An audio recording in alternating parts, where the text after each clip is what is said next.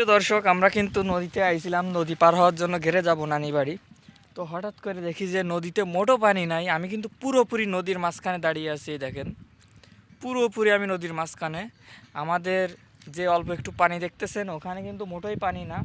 আমাদের ওই মাঝখানে নামায় দিয়েছে ট্রলারে। তো ওখান থেকে নামায় দেওয়ার পরে আমরা এখন আস্তে আস্তে পার হচ্ছি। আমরা সাইকেল নিয়ে আইছি, একটা সাইকেল উঠেছি আর একটা সাইকেল উঠাবো ইনশাল্লাহ। তো এই হলো নদীর চরের অবস্থা।